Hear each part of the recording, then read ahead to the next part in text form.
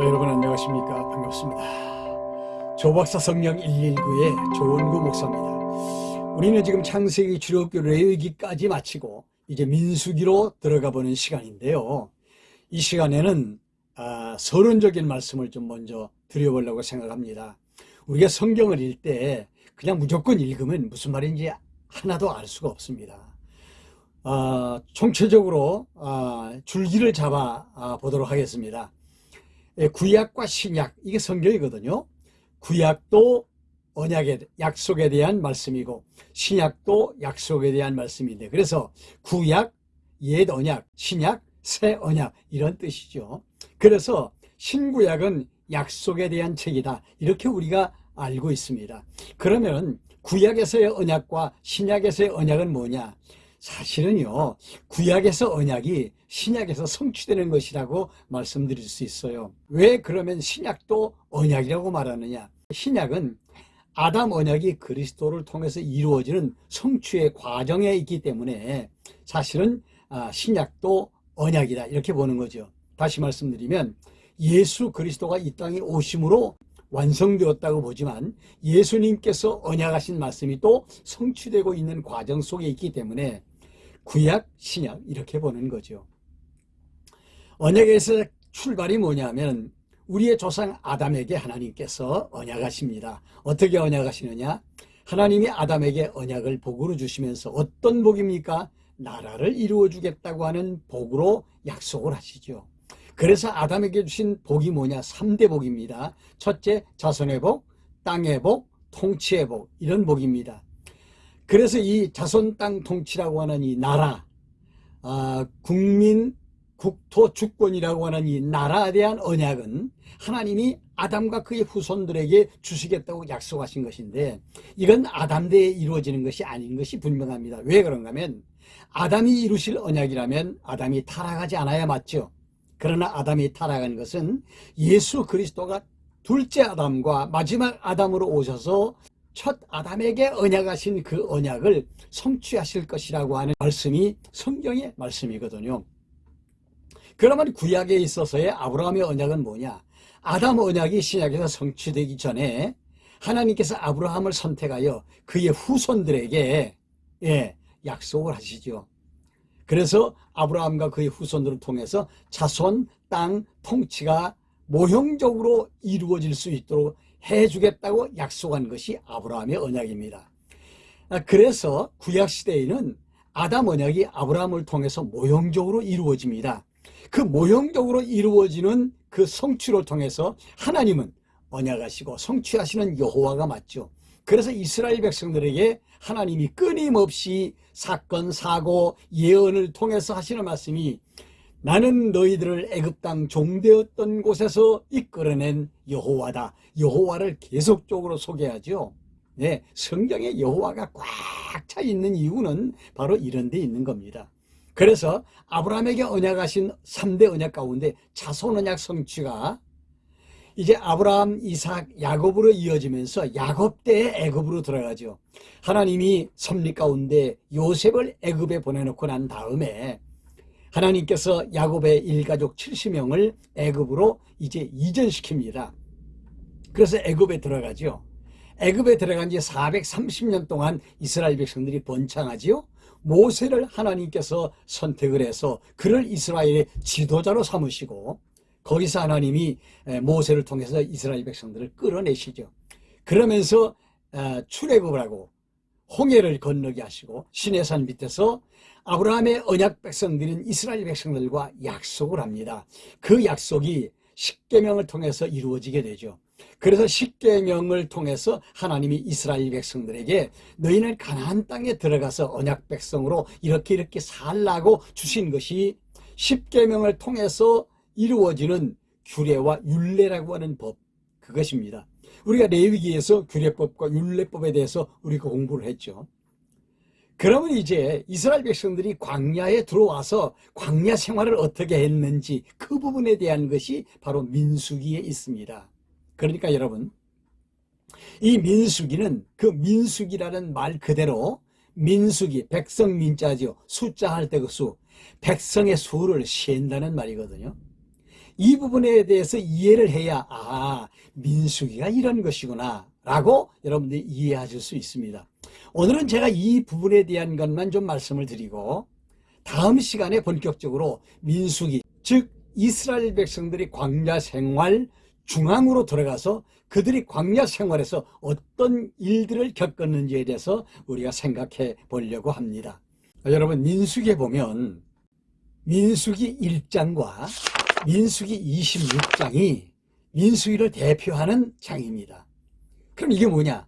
민수기 1장은 이스라엘 백성들이 애굽에서 탈출해 나와서 홍해를 건너 시내산에서 언약을 맺고 그들이 그 다음에 하나님의 백성들인 이스라엘 백성들의 숫자가 몇 명이나 되는지 그걸 셉니다. 말하자면 총 이스라엘의 인구 조사를 하는 거죠.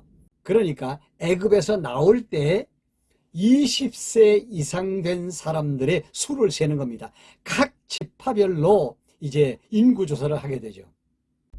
그리고 난 다음에 광야 40년을 거의 살고 난 다음에 끝에 가서 또 한 번의 인구 조사가 이루어지게 됩니다. 그것은 광야 생활을 통해서 이제 1차에 인구 조사했을 때 그때 계수에 들어간 사람들이 이제 광야 생활에서 다 죽습니다. 왜 죽는지는 다음 시간에 말씀드리도록 하고, 그래서 이제 그들이 광야 생활 40년을 거의 맞춰 가려고 할 때 하나님께서 모세에게 인구조사를 또 다시 시킵니다. 이게 2차 인구조사가 이루어지게 되는 거죠. 그때 인구는 이스라엘 백성들이 애굽에서 나올 때 20세 미만인 사람들과 그리고 광야 태생들을 합한 수가 되겠습니다. 이 숫자가 얼마냐면 60만 1730명입니다. 그러니까 이렇게 보면 처음에 나올 때의 숫자보다는 나중에 40년이 지나고 난 다음에 신세대로 구성된 이스라엘 백성들의 수를 격차를 보면은 1820명이라고 정확하게 나옵니다. 이와 같이 이제 인구조사를 해서 9세대가 사라져버리고 처음의 숫자보다 1820명이 적은 숫자다. 그러나 60만 명은 분명히 같은 숫자라고 보시면 됩니다. 그러면 여기서 이제 한 걸음 더 나가서 중요한 게 있어요. 인구조사와 아브라함과의 언약에서 이게 어떤 관계가 있느냐 하는 겁니다. 이게 민수기가 주는 의미예요. 하나님께서 아브라함에게 언약한 것과 모세를 통해서 광야에 들어와 인구조사를 2번 한 이 인구조사가 아브라함의 언약에서 어떤 의미를 가지고 있느냐 하는 거죠. 창세기 13장 16절에 보면 하나님께서 아브라함에게 이렇게 말씀하십니다. 내가 네 자손이 땅에 티끌같이 하리니 사람이 땅에 티끌을 능히 세일진데 네 자손도 세리라. 이렇게 말씀하십니다. 다시 말씀드리면 사람이 땅에 티끌을 셀 수 있다고 한다면 하나님께서 말씀하시기를 네 자손도 인구조사를 할 수 있으리라 이렇게 말씀하신 거예요. 참 신기하죠. 이 언약의 말씀이 몇 년 후에 이루어졌는가 하면 한번 따져볼까요? 아브라함이 75세에 부름받아서 25년을 기다리고 난 다음에 이삭을 낳습니다. 그래서 25년 플러스 그리고 이삭이 60세에 또 아들을 낳습니다. 그러면 25년에 60이면 85년. 그리고 야곱이 130세에 애굽에 들어가니까 그러면 아브라함이 언약을 받고 215년 후에 애굽에 들어갑니다. 그러면 거기서 430년을 지나가죠. 그러면 얼마냐? 그러면 645년이 됩니다. 그러면은 약 640여 년 후에 인구조사가 이루어진 거예요. 누구에게 언약한 것이? 아브라함에게 언약한 것이. 그렇게 계산이 나오지 않습니까? 하나님께서 아브라함에게 600년 전에 언약한 것을 600년 후에 이제 인구조사, 티끌을 셀진데 너희 백성도 숫자를 세게 될 것이다 하는 것이 이루어지게 되죠. 이것이 이 민수기서입니다. 여러분 이제 이해되셨습니까? 이 민수기서의 인구조사는 아브라함에게 언약한 그 언약과 밀접한 관계가 있다. 여러분들이 이해를 하시고 이 민수기서, 민수기 1장의 1차 인구조사, 민수기 26장의 2차 인구조사, 그 인구조사에 포인트가 맞춰져 있구나, 이렇게 이해하시면 됩니다. 이제 우리 다음 시간에는 이 민수기의 한 복판으로 들어갑니다. 이스라엘 백성들이 광야의 여정을 어떻게 통과하고 있는지 그 부분에 대해서 이제 생각해 보도록 하겠습니다. 구독 버튼 안 누르신 분은 눌러주시고, 좋아요도 여러분 눌러주시고요. 네, 다음 시간에 또 뵙도록 하겠습니다. 대단히 감사합니다. 여러분 안녕하세요. 반갑습니다. 조박사 성경 119의 조원구 목사입니다. 지난 시간에는 민수기의 뜻이 언약과 어떤 관계가 있었는지에 대해서 말씀을 드렸고요.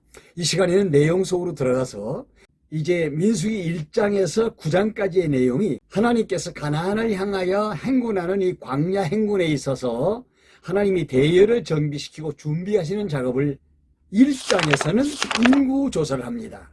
이 첫 번째 인구조사죠.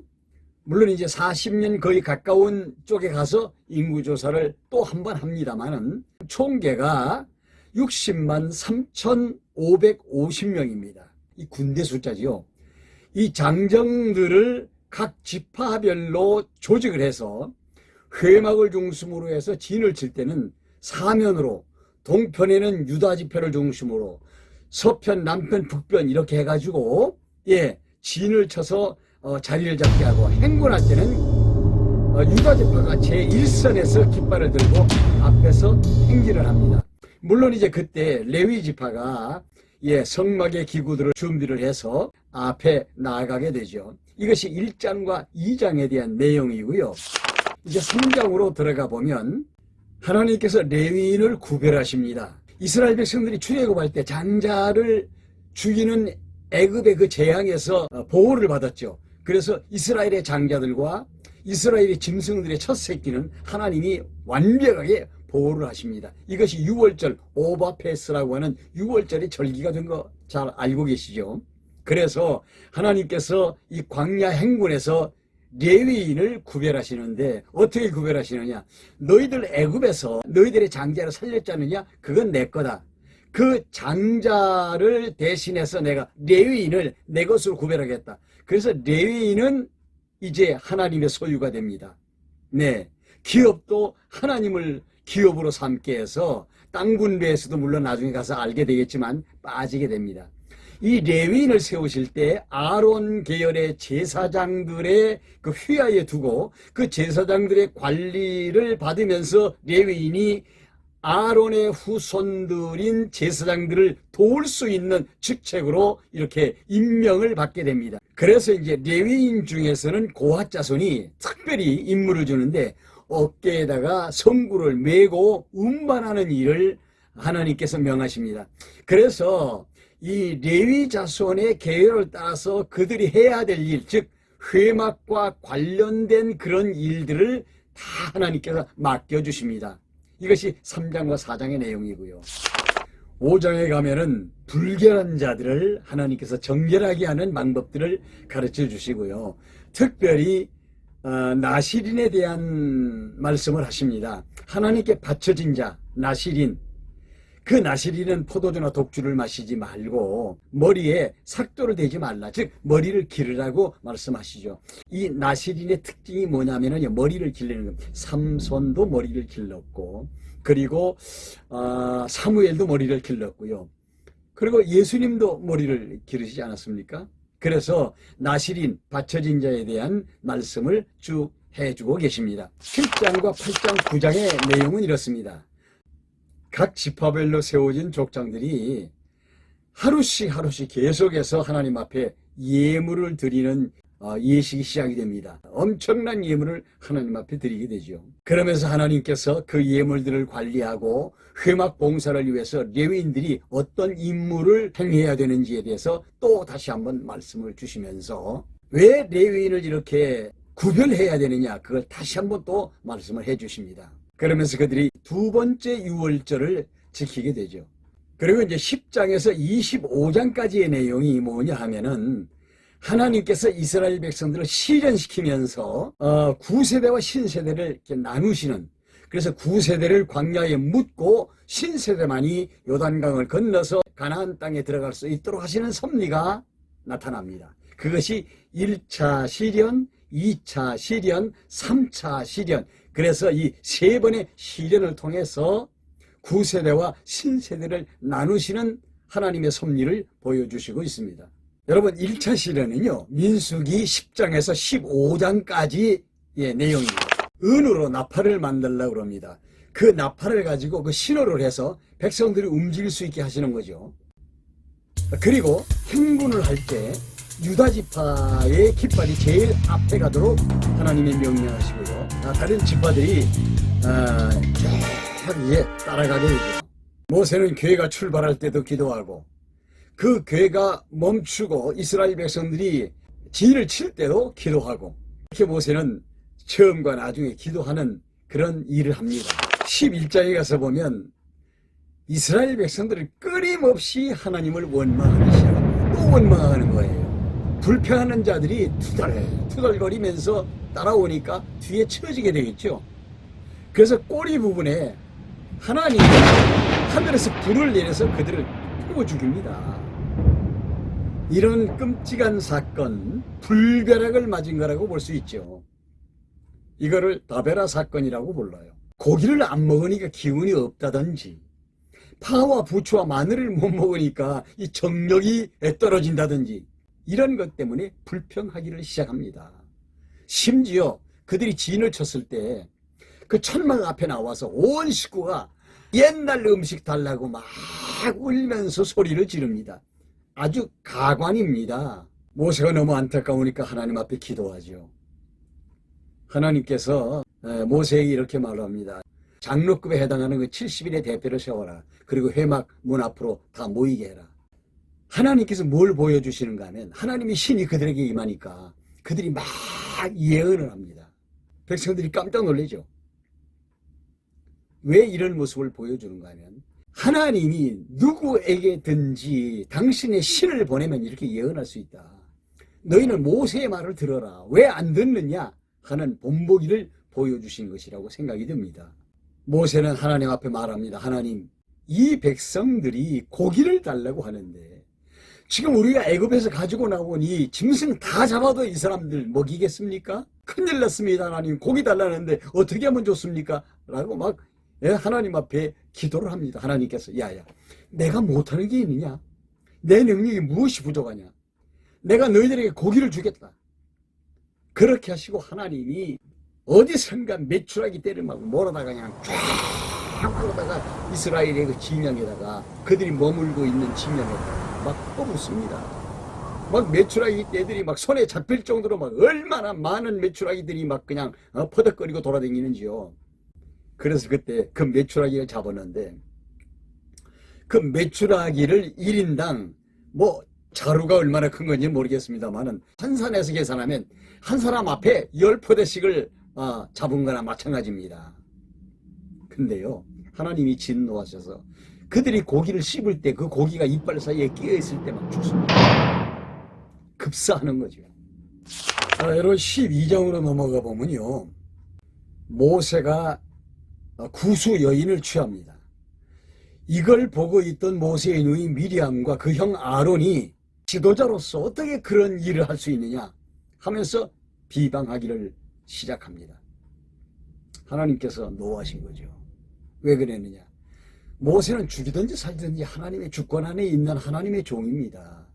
그런데 하나님께서 야, 내 손에 있는 모세, 나의 종을 네가 왜 건드리니? 그러면서 하나님이 화가 나셨습니다. 그때 미리암이 문둥병이 걸린 거예요. 그러니까 모세가 얼마나 불편하겠습니까? 하나님 또 살려달라고 기도하죠. 그러니까 일주일 동안 진 밖으로 쫓겨납니다. 그리고 일주일 있으니까 병이 나았습니다. 그래서 다시 돌아오게 되죠. 이런 사건이 있었어요. 보통의 경우 이런 사건을 가지고 주의 종 건드리면 죽는다, 이렇게 협박치는 그런 사례들도 굉장히 많이 있는데, 여러분, 우리가 그렇게 비약시키면 안 됩니다. 그리고 13장에 가보면 여호와께서 모세에게 각 지파에서 한 명씩 12명의 정탐꾼을 조직해서 가나안 땅에 들어가서 정탐을 하고 돌아오도록 해라. 그래서 모세가 12명의 정탐꾼들을 가나안에 파송을 합니다. 몰래 간첩으로 들여보내는 거죠. 그런데 그 땅을 전체를 정탐하는데 얼마 걸렸느냐? 40일이 걸렸습니다. 그래서 돌아왔습니다. 돌아올 때 이따만한 포도송이를 혼자 들 수 없어서 장대에다 끼워가지고 돌아와서 보고를 합니다. 그 땅은 정말로 비옥한 땅은 맞지만 사람들을 보면은요, 우리들과는 비교가 안 됩니다. 그 사람들은 기골이 장대한 사람들이고 우리는 거기다 보면요, 메뚜기 새끼같이 나약한 존재들입니다. 안 됩니다. 그 땅은 아무리 좋아도 우리가 갈 수 없습니다. 라고 악평을 하면서 말을 합니다. 여호수아와 갈렙은 반대죠. 하나님이 우리에게 주었으니까 저들은 우리 밥이다. 올라갈 수 있다 하고 말합니다. 14장으로 넘어가 보면 백성들이 10명의 정탐꾼들이 부정적 보고를 하는 말을 듣고 막 술렁거리기를 시작합니다. 야, 이거 큰일 났다. 우리가 괜히 광야로 나오지 않았느냐. 이거 큰일 났네, 이거. 어떻게 하면 좋으냐. 막 난리가 난 겁니다. 이 상황을 보고 기가 막힌 모세와 아론이 땅바닥에 꿇어 엎드립니다. 하나님 앞에 기도하는 거겠죠. 그때 여호수아와 여분네의 아들 갈렙이 소리를 지르면서 일어나서 이렇게 이야기합니다. 두려워할 필요가 없습니다. 여호와께서 우리를 좋게 여기신다면 우리는 분명히 그 땅에 들어갈 수 있습니다. 그러면서 여호와 하나님을 거역하지 마십시오 라고 외칩니다. 그때 백성들이 손에 무언가를 들고 있었습니다. 돌입니다. 모세와 아론과 갈렙과 여호수아를 때려 죽이려고 돌을 듭니다. 그래서 곧 칠 기세입니다. 그때 회막에 구름 기둥이 덮이면서 그 속에서 여호와 하나님의 음성이 들립니다. 모세야, 거역하는 이 백성을 내가 전염병으로 모조리 죽여버리겠다. 그리고 너를 통해서 다시 새로운 나라를 만들고 싶다. 하나님이 그렇게 말씀을 하십니다. 모세를 떠보시려고 그랬던 거 아닌가요? 잘 모르겠습니다만은 어쨌거나 성경에 기록은 그렇게 되어 있습니다. 그때 모세가 울면서 하나님 앞에, 하나님 그러면 안 됩니다. 이 백성이 광야에서 다 죽었다고 한다면 저 홍해 건너편에 저 애굽 사람들이 우리를 어떻게 보겠습니까? 또 하나님은 어떤 하나님이라고 그들이 말하겠습니까? 능력으로 우리를 애굽에서 탈출시키신 우리 하나님, 안 됩니다. 하나님, 이 백성을 긍휼히 여겨주십시오 하고 목을 놓아 부르짖습니다. 그때 하나님께서 그래 좋다. 내가 네 말대로 용서해 주마. 단 애굽에서 20세 이상으로 계수된 기성세대는 내가 이 광야에서 죽도록 하겠다. 그리고 그때 미성년으로 애굽에서 나온 자녀들과 광야 태생들만 내가 가나안 땅에 보내도록 하겠다. 이렇게 말씀하십니다. 단 여호수아와 갈렙을 제외하겠다. 이런 말씀을 주십니다. 그래서 여러분, 구세대와 신세대가 어떻게 갈려지느냐?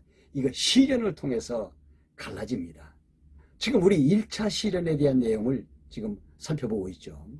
그러면서 하나님께서 정탐꾼이 가나안 땅에 들어가서 40일 동안을 정탐을 했는데 40일, 하루를 1년으로 해서 너희들을 내가 이 40년 동안 이 광야에서 너희들을 연단하고 훈련하겠다라고 말씀을 하십니다. 이 광야 40년에 대한 연유를 말씀하신 것이죠. 행군 도중에 험악한 산지에 살고 있는 아멜렉 족속과 가나안 족속들이 나타납니다. 그들은 주로 이제 산지에서 생활을 하는 아주 거칠은 민족이죠. 근데 모세가 거역하는 백성들을 바라보면서 너희는 하나님을 의지하지 않으면 이 광야 행군이 어려워진다. 하나님을 의지하자고 말을 하는데 이 백성들이 산지로 올라가서 저 아멜렉과 가나안 족속과 싸우겠다는 것입니다. 모세가 말리죠. 하나님이 함께 안 하면 너희들 숫자가 많아도 저들과 이길 수 없다. 그런데 고집을 부리고 갑니다. 결국은 그들에게 쫓겨내려오죠. 패배하고 맙니다. 1차 시련의 마지막 내용이 15장에 나타납니다. 백성들이 계속해서 하나님 앞에 범죄하니까 하나님께서 모세에게 그 백성들의 죄를 사할 수 있는 제사를 명하십니다. 여기까지가 광야에서 1차 시련의 내용입니다. 이스라엘 백성들이 이 광야 40년에 왜 시련과 연단을 겪어야 했느냐? 이제 그 이유를 아시겠습니까? 하나님이 묵은 것을 제해버리고 새 것들로 하여금 가나안에 정착할 수 있도록 하시겠다고 하는 뜻이 그 안에 있는 거죠. 여러분, 우리가 사는 이 세상은 광야라고 말하죠. 이 광야에 육신을 가지고 사는 동안에 우리는 이스라엘 백성들이 겪었던 연단 훈련을 우리가 받고 살아갑니다. 오늘은 여기까지 하겠습니다. 다음 시간에 이어서 제2차 시련과 제3차 시련의 내용이 어떻게 전개되는지에 대해서 말씀드리면서 여러분들과 함께 즐거운 시간을 가져보려고 합니다. 좋아요 눌러주시고요. 네, 옆으로 좀 이렇게 이야기하셔서 구독자가 좀 더 늘어가도록 도와주시길 바랍니다. 대단히 감사합니다.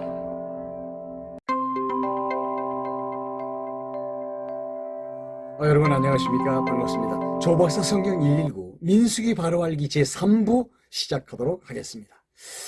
여러분들, 성경을 우리가 공부한다는 것은요, 필수적인 거죠. 그리스도인들이 성경을 모르면 맹물입니다. 아무것도 아닙니다. 성경을 깊이 있게 깨달아 가다 보면은 그리스도인들은 정말 행복한 거죠. 오늘도 행복한 작업을 여러분과 제가 같이 시작해 보도록 하겠습니다. 이스라엘 백성들이 광야 여정을 지날 때 세 차례의 시련을 겪습니다. 이 세 차례의 시련 가운데 제1차 시련에 대해서 말씀을 드렸죠. 오늘은 제2차 시련으로 들어가 보도록 하겠습니다. 자, 16장부터 19장까지의 내용이 제2차 시련의 내용이 담겨져 있는데요. 가장 중요한 아주 큰 사건 하나가 있습니다. 그게 뭐냐면 레위지파 사람 가운데서 고라라고 하는 인물이 나타나서 루벤지파 지도자, 아주 유능한 지도자 세 사람을 꼬였습니다. 그래서 규합을 해가지고 자기들 레위지파 사람 250명을 규합해가지고 모세에게 달려드는 대반역 사건이라고 보시면 됩니다. 왜 이 사건이 일어났는가 하면 이 사람들이 모세와 아론에게 와서 하는 말이, 여러분, 모세와 아론이 레위지파 사람이거든요. 자기들도 레위지파 사람들이고, 그러니까 이렇게 얘기하는 거예요. 언제 하나님이 너희들을 뽑아서 우리들 위에 왕이 되게 했느냐? 너희들 정말 분수에 지나친 행동을 하고 있다. 모세에게 대항한 사건이 바로 고라당 사건입니다. 레위지파를 중심으로 일어난 반역 사건이죠. 그러니까 모세가 말하기를 너희들이야말로 참으로 분수에 지나치다. 레위인들이 가지고 있는 이 아름다운 이 성무야말로 얼마나 소중한 것이냐. 그런데 여기에다가 더 큰 것을 원하고 있구나 라고 말하면서 모세가 그들을 책망하지만 듣지 않습니다. 하나님께서 모세에게 말씀합니다. 내가 너희들을 택했는지 아닌지를 그들에게 보여줄 것이다.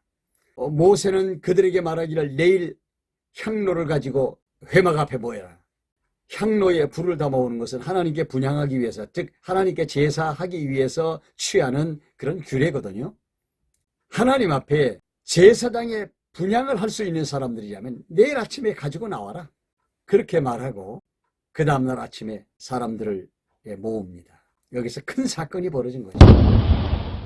모세가 말하기를 지금 아론 계열의 제사장들의 제사 행위에 도전하고 있는데 하나님이 아론과 그의 후손들에게 언약한 내용이 사실인지 아닌지에 대해서 하나님이 밝혀줄 것이다 라고 말이 떨어지자마자 우르르 꽝 하더니 땅이 입을 쫙 벌려서 고라당의 이 지도자들을 그냥 그때 땅속에 생매장을 시켜버리고 맙니다.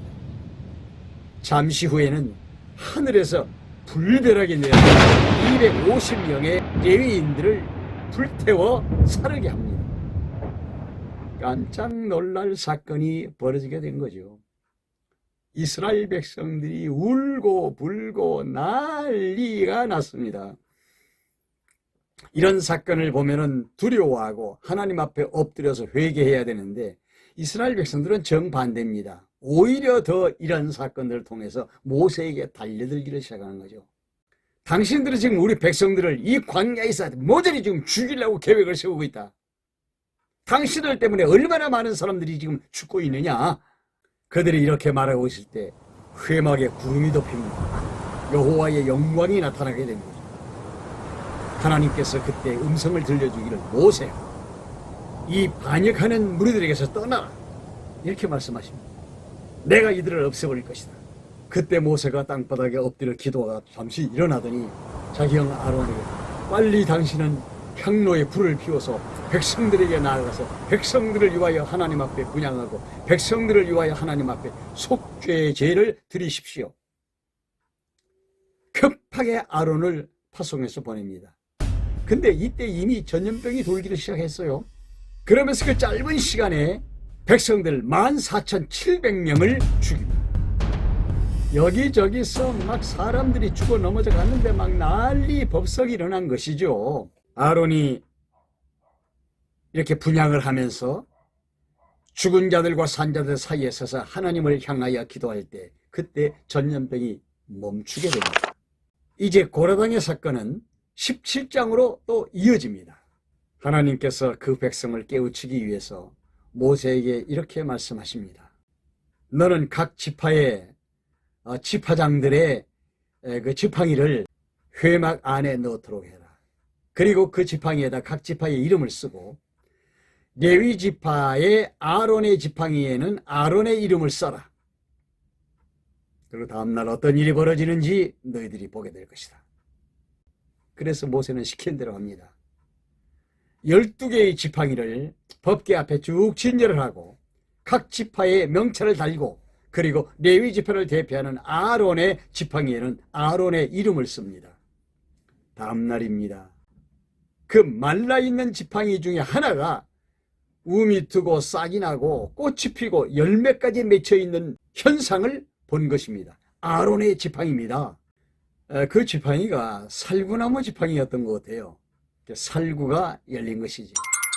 모세가 백성들에게 이걸 보여주면서 봐라, 아론이야말로 하나님께서 제사장으로 세운 것이 아니냐. 앞으로는 이 일로 너희들이 왈가왈부하지 말라. 그러면 백성들이 깨달아야 되는데 백성들이 모세 앞에서 또 이렇게 이야기합니다. 우리는 다 망하게 되었다. 우리는 다 망하게 되었다. 성막에 가까이 가기만 하면 다 죽으니 이걸 어떻게 하면 좋으냐. 이 말은 하나님께 가까이 가면 다 죽는다 이겁니다. 이러니 어떻게 하느냐 이런 얘기죠. 결국은 하나님을 원망하는 모습을 보여주는 것입니다. 18장에 가서 보면 제사장들에게 돌아갈 예물과 레위인들에게 돌아갈 예물에 대해서 말씀을 해주시고요. 왜냐하면 이 사람들은 기업을 하나님으로 삼기 때문에 이스라엘 백성들이 가지고 오는 예물을 그들이 취할 수 있다 그런 얘기입니다. 그러면서 19장에서는 정결에 관한 규례를 그들에게 가르쳐 줍니다. 성경에 보면 부정했던 사람들이 어떻게 정결해질 수 있는가 하는 것을 가르치는 거죠. 이거는요, 사실 자세히 보면은 이스라엘 백성들을 향한 하나님의 자비성, 자비하심을 드러내는 것이라고 볼 수 있습니다. 자, 여기까지가 이스라엘 백성들의 2차 시련이라고 보시면 됩니다. 가장 큰 사건, 레위 족속 중에 고라당의 무리들이 모세와 아론을 반역한 사건, 이것이 2차 시련의 사건입니다. 많은 사람들이 죽습니다. 그러니까 사건이죠. 하나님께서 1차와 2차와 3차의 시련을 이스라엘 백성들에게 주신 것은 목적이 있다고 그랬죠. 하나님이 묵은 것은 광야에 묻고 새 것으로 가나안에 들어가게 하신다는 하나님의 계획이 있죠. 이스라엘 백성들의 기성세대는요, 가나안 땅을 목전에 두는 그 시간까지 계속해서 하나님을 원망하는 일을 합니다. 근데 신기한 것은 그렇게 기성세대가 막 하나님을 원망하고 그리고 죽는 사람도 전부 기성세대들만 죽지 않습니까? 그런데 이 민수기 전체의 내용을 보면은요, 신세대에 속하는 그 애굽에서 20세 미만의 청년들, 그리고 광야에서 태어난 광야 태생들, 하나님 앞에 한 번도 원망하는 사건이 나타나지 않습니다. 이게 하나님이 하시는 일이라고 생각하시면 됩니다. 왜 그런가 하면요, 그들이 광야에서 무덤을 만들어야 하기 때문이죠. 어떻게 보면 여러분들이 이거 이해하기가 좀 어려우시겠습니다만은 이거 다 하나님의 섭리 가운데 있는 것이거든요. 이러한 역사적인 과정을 지나온 이 신약시대에 살고 있는 저와 여러분들이 전체를 보고 이 부분을 볼 때는요, 어떤 교훈을 얻을 수 있는가 하면, 아하, 묵은 것은 놔두고 새 것을 가지고 가야 되는구나. 아, 구세대는 이렇게 해서 광야에 묵고 신세대로 가게 되는 것이구나. 아하, 구수은 다 버리고 새로운 것을 가지고 가야 되는 것이구나. 구약은 이렇게 해서 지나갔지만 신약에서 아름다운 역사가 있게 되는 것이구나. 죄된 것은 세상에 묻어버리고 영적이고 새로운 것만 가지고 가야 되는구나. 이 세상이 지나가면 새로운 세계가 우리에게 또 도래하게 되는구나. 육신의 정욕은 사라지고 성령의 소욕으로 새 세상에 들어가게 되는 것이구나. 이런 부분에 대한 것을 우리가 깨닫게 되죠. 그래서 바울 사도는 육의 사람이 죽고 영의 사람으로 산다. 다시 말씀드리면 육신의 소욕은 사망이지만 영의 소욕은 생명과 평안이라고 하시면서 육의 사람과 영의 사람을 나누어서 생각하는 그런 진리를 우리에게 가르쳐 주셨죠. 우리가 성령의 은혜를 입고 살면 새 사람입니다. 그 새 사람은 새 생활의 모습을 따라가야 되죠. 우리도 이 어려운 광야를 지나가고 있죠. 우리도 옛사람이 있고 새 사람이 있습니다. 옛사람은 과거의 구습에 젖어 있는 육의 사람이고 새 사람은 성령으로 거듭난 속사람입니다. 우리도 역시 육의 사람과 영의 사람 사이에서 때로는 갈등도 하지만 우리는 새 사람, 영의 사람을 따라서 오늘 또 살아가고 있습니다. 오늘 하루도 승리하시기를 바랍니다. 대단히 감사합니다.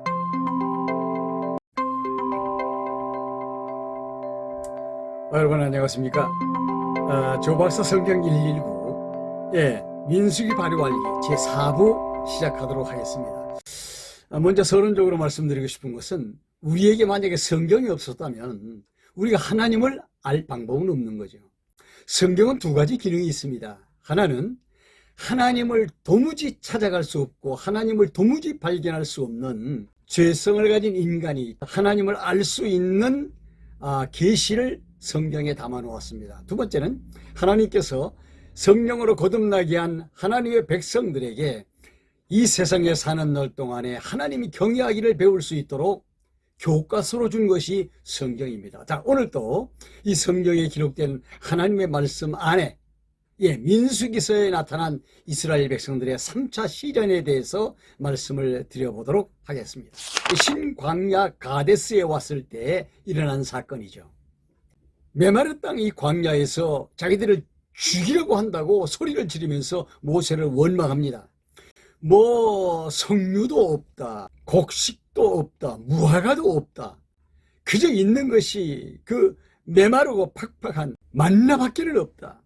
그러면서 물까지 없으니 우리가 살 방법이 없지 않느냐 하면서 소리를 지르고 모세와 아론을 향하여 원망을 퍼붓습니다. 이때 하나님께서 모세에게 이렇게 말합니다. 반석 위에 서라. 그리고 반석에게 명령해서 반석이 물을 내도록 해라. 그렇게 말씀하십니다. 반석 앞으로 가서 반석을 대하여 섭니다.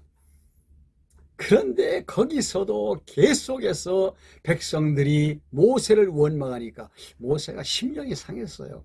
화가 난 거죠. 소리를 지르면서 이 반역자들아, 내가 너희들을 위해서 물을 내야 되겠느냐 하면서 반석을 딱 2번을 칩니다. 반석이 갈라지면서 물이 펑펑펑 쏟아져 나옵니다. 그때 하나님의 음성이 들립니다. 모세야, 너는 이스라엘 백성들 앞에서 내 영광을 드러내지 않았구나. 명령을 내리라고 했지 내가 너한테 언제 반석을 2번 치라고 했느냐. 그러면서 하나님께서 청천벽력 같은 말씀을 하십니다.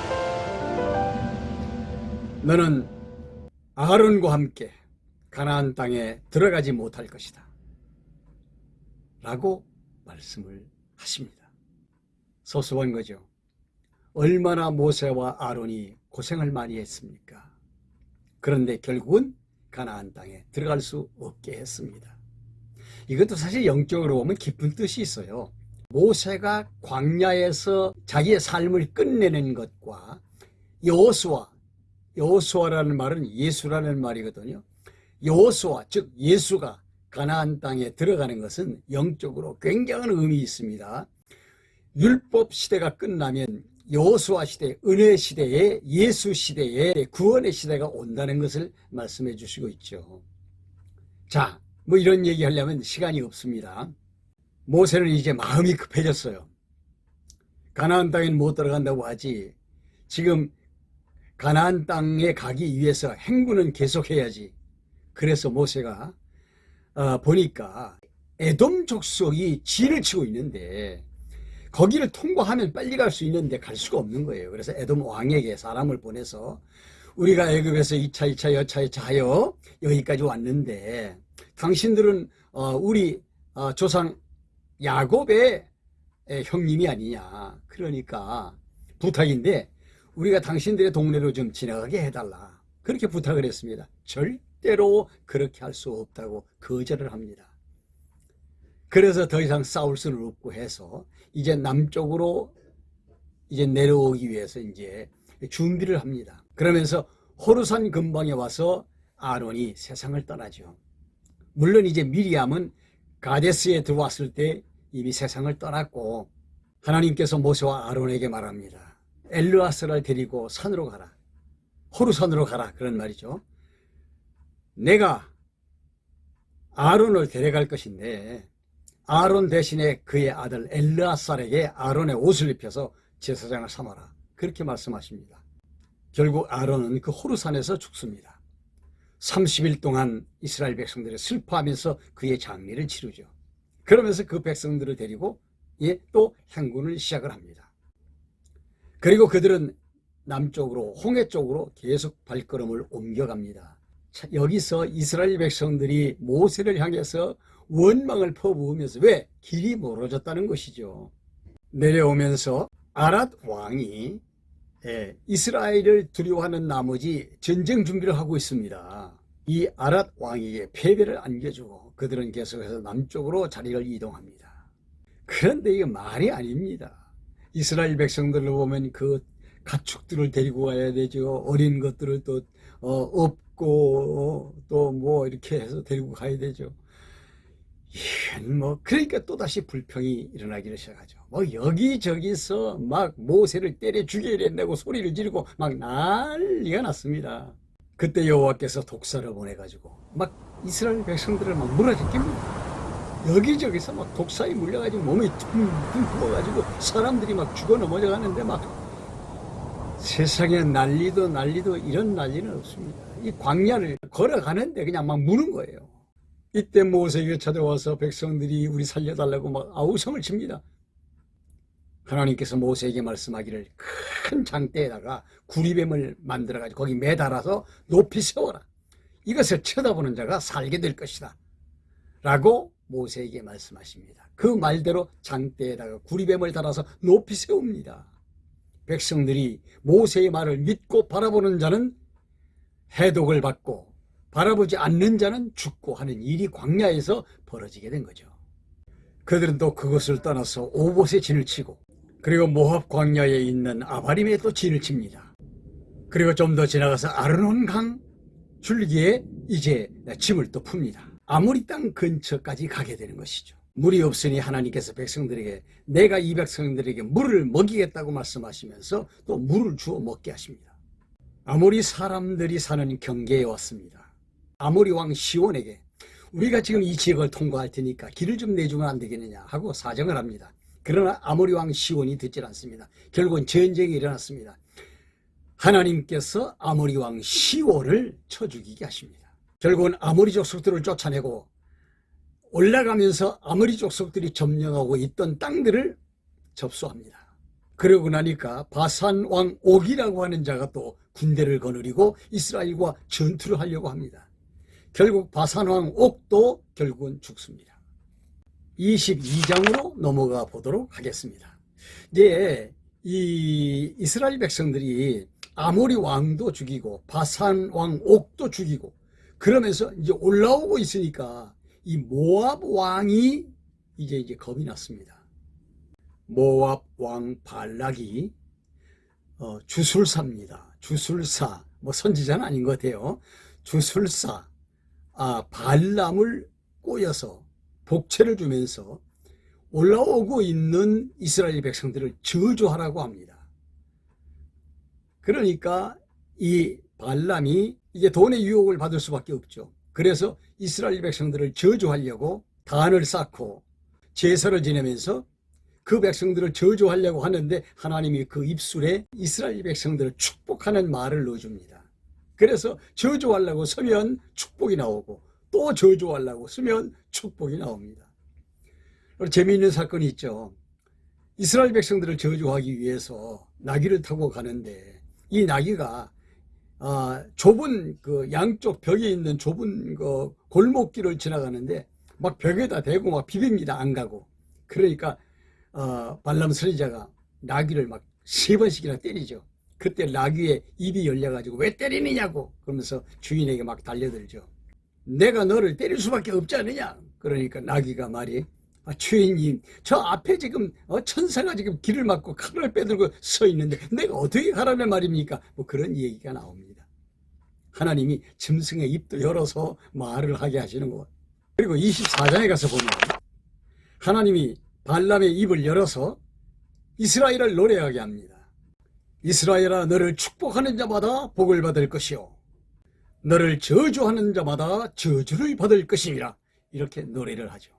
모압 왕 발락이 발람을 통해서 거침없이 올라오고 있는 이스라엘 백성들을 저주하라고 불렀는데 몇 번씩 불러도 발람은 이스라엘의 유력한 기도를 하고 실을 읊어대니까 화가 난 것은 발락이 화가 나는 것이죠. 발람이 발락에게 말하기를 입만 열면 내 입에서 이스라엘을 축복하는 말이 나오는데 나도 어쩔 수 없어. 당신이 금은 보화를 내게 아무리 많이 준다 한들 방법이 없소이다. 이렇게 말합니다. 그래도 발락은 발람을 데리고 또 산으로 가서 이스라엘 백성들을 제발 부탁인데 한 번만 저주하라고 이야기합니다. 근데 4번째 발람이 예언을 하는데 여기 이제 중요한 구절이 있습니다. 내가 이스라엘의 먼 미래를 바라보노라. 야곱에게서 한 별이 나오며 야곱에게서 한 별이 나온다. 이거 뭘 말하는 것입니까? 발람의 입을 통해서 하나님께서 예언을 주신 것인데 야곱의 별은 예수 그리스도입니다. 조금 가까이 이야기하면 다윗 왕입니다. 이게 예언이죠. 결국은 모압 왕 발락이 주술사 발람을 통해서 이스라엘을 해하려고 했으나 하나님이 그걸 막아서 오히려 축복을 하게 하고 예언을 하게 해서 결국은 이제 일을 못하고 두 사람이 서로 헤어지게 되죠. 여기까지 하고요. 잠깐 말씀드릴 게 있어요. 뭐냐면은 가데스 바네아 지역에서 이스라엘 백성들은 거의 38년 동안을 뱅글뱅글 돌면서 생활을 했습니다. 왜 그랬냐면 집단적으로 생활하기에는 거기가 가장 적합한 지역이었다. 그렇게 생각이 들고요. 그리고 이스라엘 백성들이 에돔 지역을 바로 지나가면 그 쪽이 모압 평지인데 왜 에돔 족속이 이스라엘이 지나가는 것을 막았을까? 여기도 하나님의 섭리가 있지 않겠어요? 그래서 그들은 에돔 족속들이 이스라엘을 막음으로 말미암아서 이제 아래쪽 홍해 쪽으로 내려오다가 호르산에서 아론이 세상 떠나는 것을 보게 되고 그리고 더 내려오다가 이방 족속들을 때려부시고 좀 더 밑에까지 내려와서 다시 위로 올라가면서 여러 가지 일들을 만나게 되죠. 사실상 그들에게는 고통이지만은 아모리 족속 지역을 점령하게 되고, 그 다음에 모압 지역을 점령하게 되고, 암몬 지역 점령하게 되고, 네, 그렇게 하면서 위로 올라가면서 요단 동편 땅을 다 점령을 하고 모압 평지에까지 이르게 되는데, 결국 이 땅을 점령해서 모세는 그 므낫세 반지파와 갓지파와 루벤 지파에게 이 땅을 기업으로 주죠. 왜 이런 일이 생겼느냐? 그건 간단합니다. 사실 따지고 보면 아브라함 언약 때문입니다. 하나님께서 아브라함에게 언약을 했어요. 왜? 요단 동편 땅도 주겠다고. 그게 뭐냐면 하나님이 자손 땅 통치에 대한 언약을 할 때 하나님께서 높은 곳에 올라가서 동서사방을 봐라. 이걸 내가 너와 네 후손에게 주겠다 하고 약속을 하신 게 있거든요. 그래서 요단 동편 땅을 점령하게 해서 그 자손들에게 물려주게 되는 것입니다.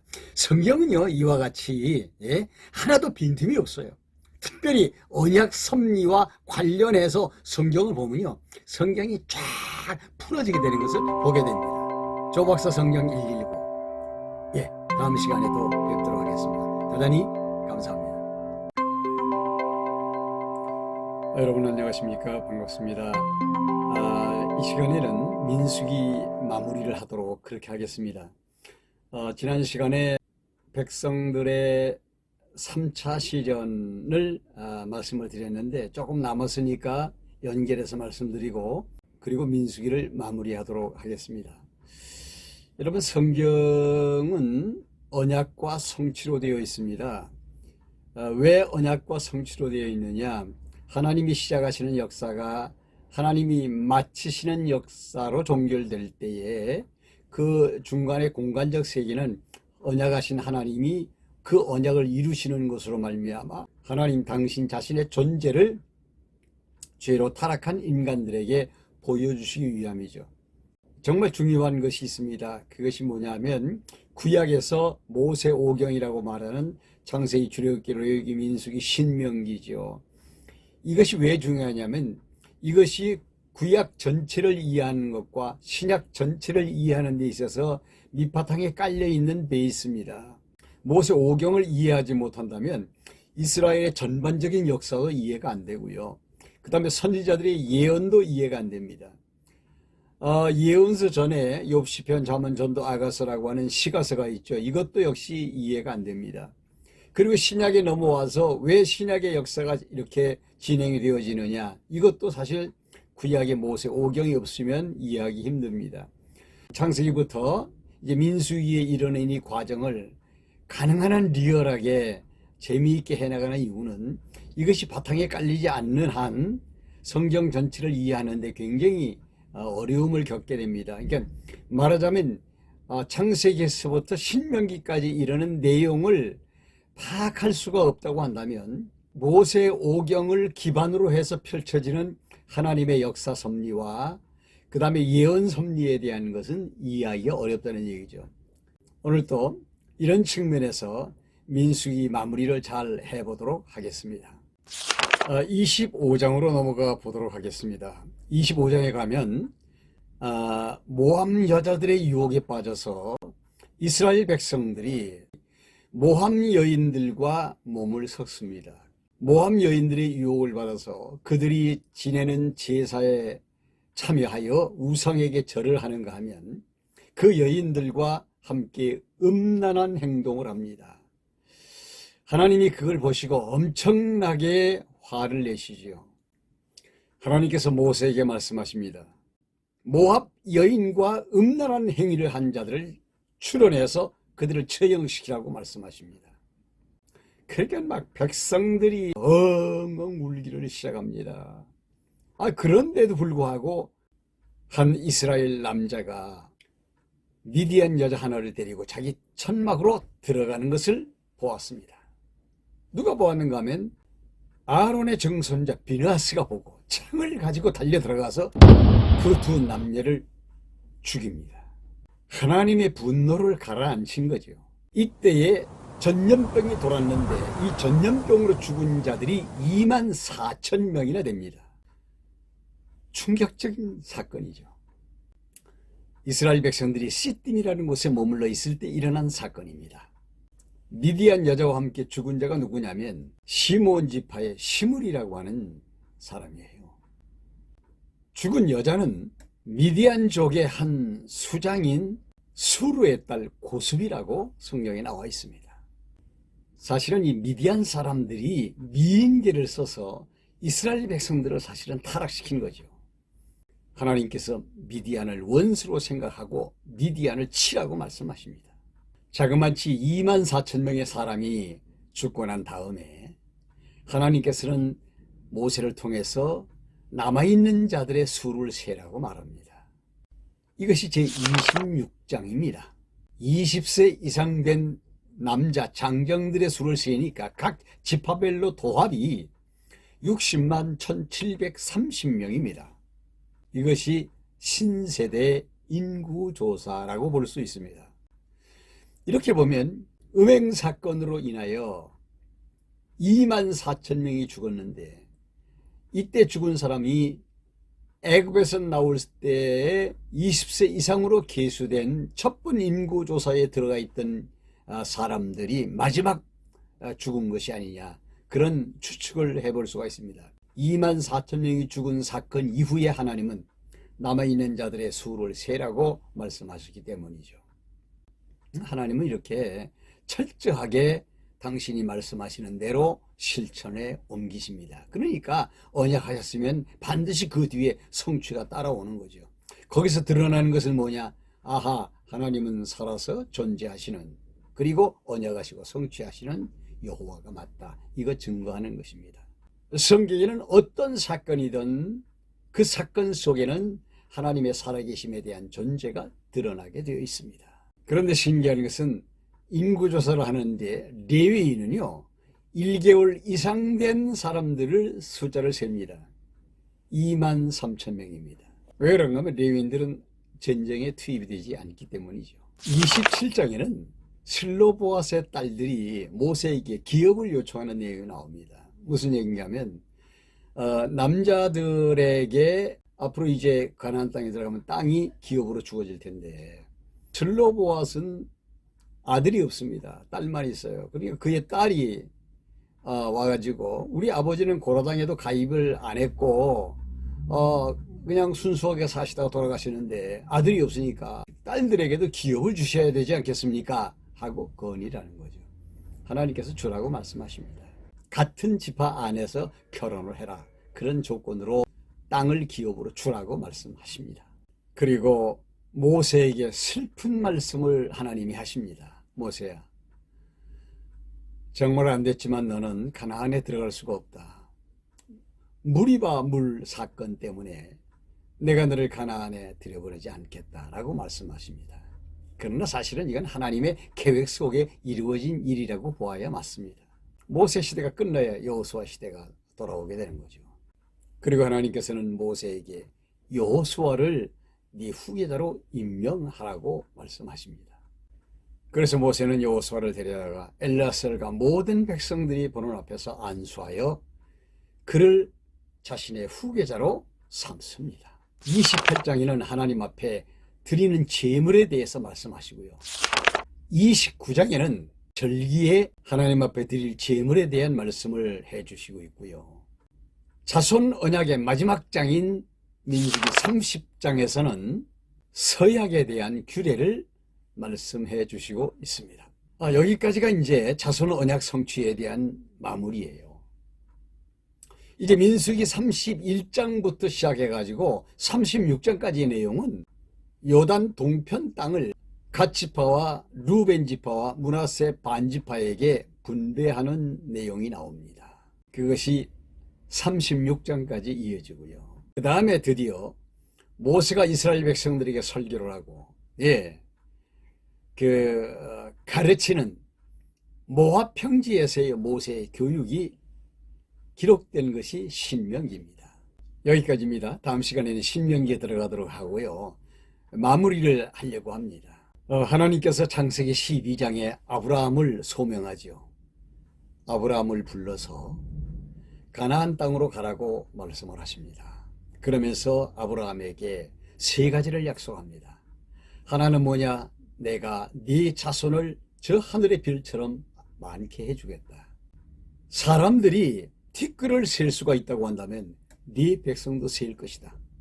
그래서 이 민수기에 와서 하나님이 축복하셔서 번성한 그의 후손들의 인구조사를 하는 일이 나오죠. 민수기는 거기에 포커스가 맞추어져 있습니다. 애굽에서 430년 동안 자손이 번창하는가 하면 모세를 세워서 그 백성들을 극적으로 탈출시켜서 홍해를 건너 광야에 들어오게 하고, 광야에서 40년을 지나가는 동안에 구세대와 신세대를 나누시는 섭리를 하시면서 이제 민수기 마지막 부분에 와서 신세대를 점검하여 60만 1730명이라고 하는 인구를 확정짓고 그들을 가나안 땅으로 들어가게 하시는 거죠. 그러면 여기까지 민수기 30장까지의 내용에서 우리가 꼭 기억해야 될 것은 뭐냐 하면, 아하, 하나님은 아브라함에게 세 가지를 언약하시는 중에 한 가지를 성취시켜 주셨구나. 그것을 우리가 생각해야 됩니다. 왜냐하면 성경은 전부 다 언약과 성취의 구조로 되어 있거든요. 아하, 이 역사 섭리를 보니까 분명히 하나님은 살아서 존재하시는 분이 맞구나. 그분의 존함이 여호와다. 그래서 여호와를 경외하게 하는 거죠. 이스라엘 백성들에게도요, 광야 40년의 역사가 그들을 섭리하시는 분이 살아계셔서 역사하시는 하나님 여호와라는 사실을 가르쳐 준 것이죠. 40여 년의 광야 생활에서 그들에게 가르쳐 준 것, 하나님은 여호와라는 사실입니다. 그 뒤로 이스라엘의 역사 속에 기록을 보면 하나님께 대해서 나는 너희 조상들을 애굽 땅 종되었던 곳에서 인도하여 낸 나 여호와니라, 이렇게 소개를 하십니다. 이게 계속 나오고 있습니다. 제가 늘 말씀드리지만 성경은 여호와 계시의 책입니다. 성경을 단적으로 딱 이야기하자면 여호와 계시, 이렇게 말할 수가 있습니다. 하나님을 여호와로 증거해 주는 것이라는 말이죠. 이 역사가 그걸 증거하고 있습니다. 다음 시간에는 신명기에 들어가서 모세가 마지막으로 이스라엘 백성들에게 어떤 말을 하고 그가 마지막 생을 어떻게 마무리하는지에 대해서 생각해 보려고 합니다. 여기까지 잘 따라와 주신 구독자 여러분, 대단히 감사합니다.